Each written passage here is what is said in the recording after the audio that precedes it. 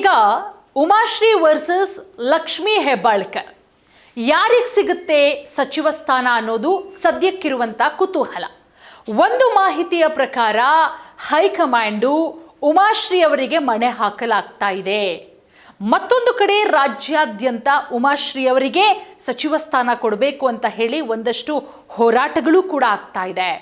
ಯಾಕಂದರೆ ಉಮಾಶ್ರೀ ಅವರು ಶಾಸಕಿಯಾದಂತಹ ಟೈಮಲ್ಲಿ, ಅವರು ಸಚಿವೆಯಾದಂತಹ ಟೈಮಲ್ಲಿ ಮಾಡಿದಂತಹ ಕೆಲಸಗಳನ್ನು ಗಮನದಲ್ಲಿಟ್ಕೊಂಡು ಉಮಾಶ್ರೀ ಅವರಿಗೆ ಸಚಿವ ಸ್ಥಾನ ಕೊಡಬೇಕು ಅನ್ನುವ ಒತ್ತಾಯಗಳು ಕೂಡ ಕೇಳಿಬರ್ತಾ ಇದೆ.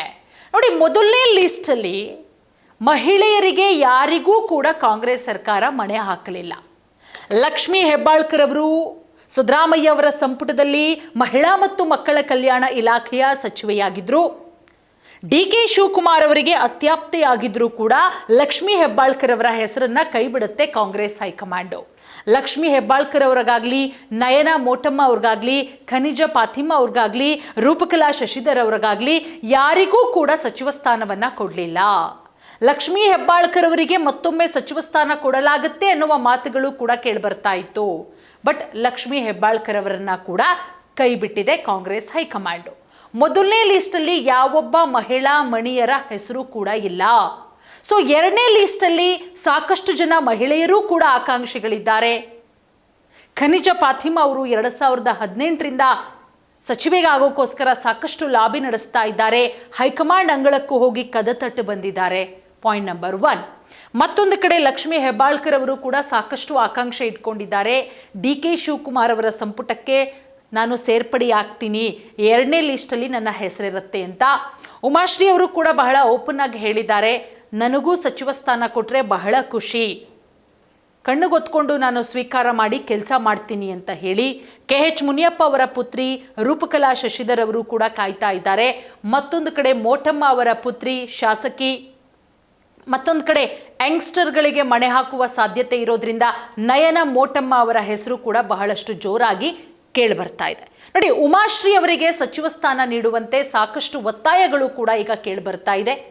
ರಾಜ್ಯ ಸಚಿವ ಸಂಪುಟದ 2ನೇ ಹಂತದ ವಿಸ್ತರಣೆಯಲ್ಲಿ ಹಾಲಿ ವಿಧಾನ ಪರಿಷತ್ ಸದಸ್ಯೆ, ಮಾಜಿ ಸಚಿವೆ, ತೇರದಾಳ ವಿಧಾನಸಭಾ ಕ್ಷೇತ್ರದ ಮಾಜಿ ಶಾಸಕಿ ಡಾಕ್ಟರ್ ಶ್ರೀಮತಿ ಉಮಾಶ್ರೀ ಅವರಿಗೆ ಸಚಿವ ಸ್ಥಾನ ಕೊಡಬೇಕು ಅಂತ ಆಗ್ರಹಿಸಿ ಕಾಂಗ್ರೆಸ್ ಮುಖಂಡರುಗಳು, ಕಾರ್ಯಕರ್ತರುಗಳು, ಅವರ ಅಪಾರ ಸಂಖ್ಯೆಯ ಅಭಿಮಾನಿಗಳು ಒತ್ತಾಯಿಸ್ತಾ ಇದ್ದಾರೆ. ಹಿಂದುಳಿದ ವರ್ಗದ ಪ್ರತಿನಿಧಿಯಾಗಿ, ಮಹಿಳಾ ನಾಯಕಿಯಾಗಿ, ನೇಕಾರ ಸಮುದಾಯದ ಪ್ರಬಲ ಧ್ವನಿಯಾಗಿ ಗುರುತಿಸಿಕೊಂಡಿರೋ ಡಾಕ್ಟರ್ ಉಮಾಶ್ರೀ ಅವರಿಗೆ ಈ ಬಾರಿ ಸಚಿವ ಸ್ಥಾನ ನೀಡೋದು ಸಾಮಾಜಿಕ ನ್ಯಾಯದ ದೃಷ್ಟಿಯಿಂದ ಸೂಕ್ತ ನಿರ್ಧಾರ ಅಂತ ಹೇಳಿ ಮುಖಂಡರು ಕೂಡ ಅಭಿಪ್ರಾಯ ಪಟ್ಟಿದ್ದಾರೆ. ಈಗ ಹೇಗಾಗ್ಬಿಟ್ಟಿದೆ ಅಂತ ಹೇಳಿದ್ರೆ, ಲಕ್ಷ್ಮೀ ಹೆಬ್ಬಾಳ್ಕರ್ ವರ್ಸಸ್ ಉಮಾಶ್ರೀ ಯಾರಿಗೆ ಮಣೆ ಹಾಕುತ್ತೆ, ಇಬ್ಬರ ಹೆಸರು ಬಹಳಷ್ಟು ಜೋರಾಗಿ ಈಗ ಕೇಳಿಬರ್ತಾ ಇರೋದು. ನೋಡಿ, 2013ರಿಂದ 2018ರವರೆಗೆ ರಾಜ್ಯ ಸರ್ಕಾರದಲ್ಲಿ ಮಹಿಳಾ ಮತ್ತು ಮಕ್ಕಳ ಅಭಿವೃದ್ಧಿ ಇಲಾಖೆ ಹಾಗೆ ಹಿರಿಯ ನಾಗರಿಕರ ಸಬಲೀಕರಣ ಇಲಾಖೆಯ ಸಚಿವೆಯಾಗಿ ಕಾರ್ಯನಿರ್ವಹಿಸಿದರು ಡಾಕ್ಟರ್ ಉಮಾಶ್ರೀ ಅವರು. ತಮ್ಮ ಅವಧಿಯಲ್ಲಿ ಹಲವು ಜನಪರ ಯೋಜನೆಗಳನ್ನು ಪರಿಣಾಮಕಾರಿಯಾಗಿ ಜಾರಿಗೆ ತಂದಿದ್ರು. ಅವರ ಆಡಳಿತ ವೈಖರಿ ಇರಬಹುದು, ಕಾರ್ಯಕ್ಷಮತೆಗೆ ರಾಷ್ಟ್ರ ಮಟ್ಟದಲ್ಲೂ ಕೂಡ 2 ಬಾರಿ ಪ್ರಶಸ್ತಿಗಳು ಕೂಡ ದೊರಕಿದೆ. ಅವರ ಸಾಧನೆಗೆ ಸಾಕ್ಷಿಯಾಗಿದೆ ಅಂತಲೂ ಕೂಡ ಹೇಳಬಹುದು. ನೋಡಿ, ತೇರದಾಳ ವಿಧಾನಸಭಾ ಕ್ಷೇತ್ರದ ಶಾಸಕರಾಗಿದ್ದಂಥ ಅವಧಿಯಲ್ಲಿ ಉಮಾಶ್ರೀ ಅವರು 2200 ಕೋಟಿ ಅನುದಾನವನ್ನು ತಂದು ಕ್ಷೇತ್ರದ ಸಮಗ್ರ ಅಭಿವೃದ್ಧಿಗೂ ಕೂಡ ಶ್ರಮವನ್ನು ವಹಿಸಿದ್ದಾರೆ. ರಸ್ತೆ, ಶಿಕ್ಷಣ, ಮೂಲಸೌಕರ್ಯ ಸೇರಿದಂತೆ ವಿವಿಧ ಕ್ಷೇತ್ರಗಳಲ್ಲಿ ಅಭಿವೃದ್ಧಿ ಕಾರ್ಯಗಳಿಗೆ ಆದ್ಯತೆಯನ್ನು ಕೂಡ ಕೊಟ್ಟಿದ್ರು ಉಮಾಶ್ರೀ ಅವರು. ಕಳಂಕರಹಿತ ರಾಜಕಾರಣಿ, ಅನುಭವಿ ನಾಯಕಿ, ಜನಪರ ಆಡಳಿತ ಕೊಟ್ಟಂತಹ ಡಾಕ್ಟರ್ ಶ್ರೀಮತಿ ಉಮಾಶ್ರೀ ಅವರಿಗೆ ಸಚಿವ ಸಂಪುಟದಲ್ಲಿ, ಡಿ.ಕೆ. ಶಿವಕುಮಾರ್ ಅವರ ಸಚಿವ ಸಂಪುಟದಲ್ಲಿ ಸೂಕ್ತ ಸ್ಥಾನಮಾನವನ್ನು ಕೊಡಬೇಕು. ಸೂಕ್ತ ಸ್ಥಾನಮಾನವನ್ನು ಕೊಟ್ಟರೆ ಪಕ್ಷಕ್ಕೆ ಹಾಗೆ ಸರ್ಕಾರಕ್ಕೆ ಹೆಚ್ಚಿನ ಬಲ ಬರುತ್ತೆ ಅಂತ ಹೇಳಿ ಸಾರ್ವಜನಿಕರು, ಕಾಂಗ್ರೆಸ್ ಕಾರ್ಯಕರ್ತರು ಒಮ್ಮತದ ಅಭಿಪ್ರಾಯವನ್ನು ಕೂಡ ವ್ಯಕ್ತಪಡಿಸ್ತಾ ಇದ್ದಾರೆ.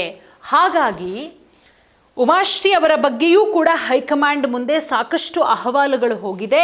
ಹೈಕಮಾಂಡ್ ಮೇಲೆ ಉಮಾಶ್ರೀ ಅವರಿಗೆ ಸಚಿವ ಸ್ಥಾನ ಕೊಡಬೇಕು ಡಿ.ಕೆ. ಶಿವಕುಮಾರ್ ಅವರ ಸಂಪುಟದಲ್ಲಿ ಮಹಿಳಾ ಕೋಟಾದ ಅಡಿಯಲ್ಲಿ ಅನ್ನುವ ಆಗ್ರಹಗಳು ಕೂಡ ಕೇಳಿಬರ್ತಾ ಇದೆ. ಸೊ ಕರ್ನಾಟಕದ ರಾಜಕಾರಣದಲ್ಲಿ ಉಮಾಶ್ರೀ ಹಾಗೆ ಲಕ್ಷ್ಮೀ ಹೆಬ್ಬಾಳ್ಕರ್ ಇವರಿಬ್ಬರೂ ಕೂಡ ಪ್ರಭಾವಿ ಕಾಂಗ್ರೆಸ್ ನಾಯಕಿಯರಾಗಿದ್ದಾರೆ. ಇಬ್ಬರ ರಾಜಕೀಯ ಹಿನ್ನೆಲೆ, ಕಾರ್ಯವೈಖರಿ, ನಾನು ಆಲ್ರೆಡಿ ಉಮಾಶ್ರೀ ಅವರದನ್ನು ಹೇಳಿದೆ. ಕಲಾವಿದೆ, ಮಾಜಿ ಸಚಿವೆ, ರಂಗಭೂಮಿ ಹಾಗೆ ಕನ್ನಡ ಚಿತ್ರರಂಗದ ಹಿರಿಯ ನಟಿ. ಅದಾದ ನಂತರ ಅವರು ರಾಜಕೀಯ ಪ್ರವೇಶ ಮಾಡ್ತಾರೆ. ಬಾಗಲಕೋಟೆ ಜಿಲ್ಲೆಯ ತೇರದಾಳ ಕ್ಷೇತ್ರದಿಂದ ಸ್ಪರ್ಧೆ ಮಾಡ್ತಾರೆ. ಮಾಜಿ ಶಾಸಕಿ. ಸಿದ್ದರಾಮಯ್ಯ ಅವರ ಹಿಂದಿನ ಸರ್ಕಾರದಲ್ಲಿ ಕನ್ನಡ ಮತ್ತು ಸಂಸ್ಕೃತಿ, ಮಹಿಳಾ ಮತ್ತು ಮಕ್ಕಳ ಅಭಿವೃದ್ಧಿ ಸಚಿವೆಯಾಗಿ ಸೇವೆ ಸಲ್ಲಿಸಿದ್ದಾರೆ. ಪ್ರಸ್ತುತ ವಿಧಾನ ಪರಿಷತ್ ಸದಸ್ಯೆಯಾಗಿದ್ದಾರೆ. ಗ್ರಾಮೀಣ ಸಂಸ್ಕೃತಿ, ಜನಪರ ಕಾಳಜಿ, ಸಾಂಸ್ಕೃತಿಕ ಕ್ಷೇತ್ರಕ್ಕೆ ಅವರು ಕೊಟ್ಟಂತಹ ಕೊಡುಗೆ ಬಹಳಷ್ಟು ದೊಡ್ಡದಿದೆ. ಮತ್ತೊಂದು ಕಡೆ ಲಕ್ಷ್ಮೀ ಹೆಬ್ಬಾಳ್ಕರ್ ಪ್ರಭಾವಿ ಮಹಿಳಾ ನಾಯಕಿ, ಅದರ ಜೊತೆಗೆ ಹಾಲಿ ಸಚಿವೆ. ರಾಜ್ಯ ರಾಜಕಾರಣದಲ್ಲಿ ತಳಮಟ್ಟದಿಂದ ಬೆಳೆದು ಬಂದಿರುವಂತಹ ನಾಯಕಿ. ಮಹಿಳಾ ಕಾಂಗ್ರೆಸ್ ಅಧ್ಯಕ್ಷರಾಗಿ ಸಂಘಟನಾ ಕಾರ್ಯಗಳನ್ನು ನಿರ್ವಹಿಸಿದ್ದಾರೆ ಲಕ್ಷ್ಮೀ ಹೆಬ್ಬಾಳ್ಕರ್ ಅವರು. ಬೆಳಗಾವಿ ಗ್ರಾಮೀಣ ಕ್ಷೇತ್ರದ ಶಾಸಕಿಯಾಗಿದ್ದಾರೆ. ಸಾಕಷ್ಟು ರಾಜಕೀಯ ಸಾಧನೆ ಮಾಡಿದ್ದಾರೆ. ಪ್ರಸ್ತುತ ಸಿದ್ದರಾಮಯ್ಯ ಅವರ ಸಂಪುಟದಲ್ಲಿ ಮಹಿಳಾ ಮತ್ತು ಮಕ್ಕಳ ಅಭಿವೃದ್ಧಿ ಸಚಿವೆಯಾಗಿದ್ದರು. ಬೆಳಗಾವಿ ಜಿಲ್ಲೆಯಲ್ಲಿ ಜಾರಕಿಹೊಳಿ ಕುಟುಂಬಕ್ಕೆ ಪರ್ಯಾಯವಾಗಿ ತಮ್ಮದೇ ಆದಂತಹ ರಾಜಕೀಯ ಶಕ್ತಿಯನ್ನು ನಿರ್ಮಿಸಿಕೊಂಡಿದ್ದಾರೆ ಲಕ್ಷ್ಮೀ ಹೆಬ್ಬಾಳ್ಕರ್ ಅವರು. ಗೃಹಲಕ್ಷ್ಮಿಯಂತಹ ಮಹತ್ವಾಕಾಂಕ್ಷೆಯ ಯೋಜನೆಯನ್ನು ಜಾರಿಗೆ ತರುವಲ್ಲಿ ಲಕ್ಷ್ಮೀ ಹೆಬ್ಬಾಳ್ಕರ್ ಅವರ ಪಾತ್ರ ಬಹಳಷ್ಟು ದೊಡ್ಡದಿದೆ. ರಾಜಕೀಯದಲ್ಲಿ ಇಬ್ಬರೂ ಕೂಡ ಸಮ ಪ್ರಮಾಣದಲ್ಲಿ ಕೆಲಸ ಮಾಡಿದ್ದಾರೆ. ಲಕ್ಷ್ಮೀ ಹೆಬ್ಬಾಳ್ಕರ್ ಅವರು ಕೂಡ ಅಷ್ಟೇನೆ, ಈ ಕಡೆ ಉಮಾಶ್ರೀ ಅವರು ಕೂಡ ಅಷ್ಟೇನೆ. ಹಾಗಾಗಿ ಉಮಾಶ್ರೀ ಅವರ ಮೇಲೆ ಹೆಚ್ಚಿನ ಒತ್ತಡಗಳು ಕೇಳಿಬರ್ತಾ ಇದೆ. ಉಮಾಶ್ರೀ ಅವರಿಗೆ ಸಚಿವ ಸ್ಥಾನ ಕೊಡಬೇಕು ಅನ್ನುವ ಆಗ್ರಹಗಳು ಕೂಡ ಕೇಳಿಬರ್ತಾ ಇರೋದ್ರಿಂದ ಹೈಕಮಾಂಡ್ ಉಮಾಶ್ರೀ ಅವರ ಮೇಲೆ ಹೆಚ್ಚಿನ ಒಲವು ತೋರಿಸಿದೆ ಅನ್ನುವಂತಹ ವಿಚಾರ. ನೋಡೋಣ, ಇಬ್ಬರ ಹೆಸರು ಬಹಳ ಪ್ರಬಲವಾಗಿ ಕೇಳಿಬರ್ತಾ ಇರೋದ್ರಿಂದ ಹೈಕಮಾಂಡು ಯಾರಿಗೆ ಮಣೆ ಹಾಕುತ್ತೆ ಕಾದು ನೋಡಬೇಕಾಗತ್ತೆ.